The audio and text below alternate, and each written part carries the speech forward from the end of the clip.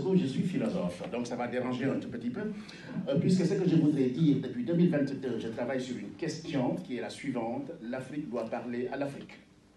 Si l'Afrique ne parle pas à l'Afrique, et c'est du professeur Ramatoulaye Diagne Beng, la sœur de Souleymane Bachir Diagne, qui est la première rectrice de d'une université de Dakar. Elle est venue au Monde, où j'étais invité, le gingembre littéraire, et elle a sorti ça. Et depuis, je travaille là-dessus. On a beau spéculer sur l'Afrique. L'Afrique est un mirage. J'enseigne, comment dire encore, aux expatriés, c'est-à-dire des cadres français qui vont rencontrer des cadres sénégalais.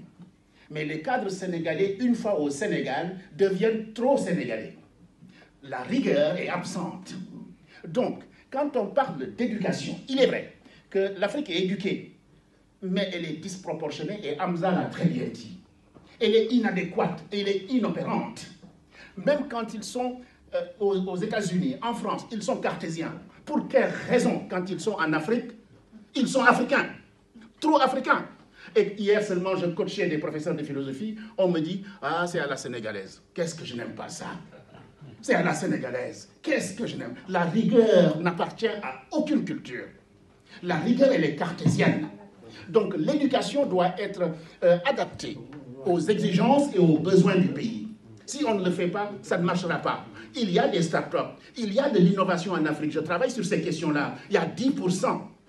Mais celui du village, au fond, mais s'il n'y a pas de la prévention, on a parlé de la santé, etc., de l'éducation de la base, s'il n'y a pas tout ça, la linguistique, apprendre effectivement, comment dire encore, les notices en langue nationale pour qu'il n'y ait pas d'accident avec les produits toxiques, la dépigmentation, etc., je vais très vite.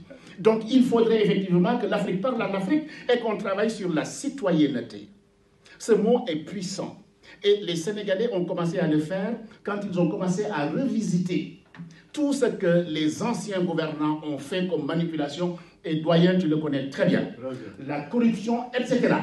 Comment voulez-vous qu'un seul individu ait des milliards, et Ayat, tu l'as dit, ceux qui traversent la Méditerranée et qu'on rencontre ici, etc., on les retrouve, ces figures-là, on les retrouve partout. Donc, il faut enseigner la citoyenneté, c'est-à-dire la conscience qu'on a, l'éthique. L'éthique. Je ne vais pas faire à autrui ce que je ne vais pas me faire. Et ça, quand on le fait, on aura la paix. Et je reviens au Zaïre, qui est un accident géographique, l'un des plus beaux pays, mais le plus pauvre. Un scandale géologique. Ce n'est pas normal. Je suis pour le droit d'ingérence de Kouchner. Quand je dis que l'Afrique doit parler à l'Afrique, c'est-à-dire qu'il faut qu'on s'organise. Et le Rwanda n'aurait pas fait une journée, on l'aurait mis au banc. Il faut que l'Afrique se réveille. On l'a fait avec la Covid. On a de grands médecins. Aucune organisation pour lutter contre la Covid. Alors qu'on a mon frère est médecin. C'est un chercheur. On a d'excellents médecins. Mais on attend toujours de l'autre. Hamza l'a très bien dit. L'Afrique doit parler à l'Afrique. On doit s'organiser. On doit éduquer. On doit éduquer les filles. Les femmes, et j'ai un contexte. Le pilier de la famille. Et j'ai une idée c'est la théorie de l'entonnoir. Tout n'est pas bien en Afrique.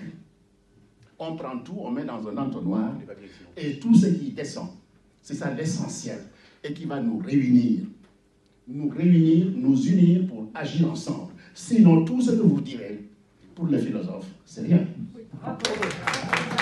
Merci.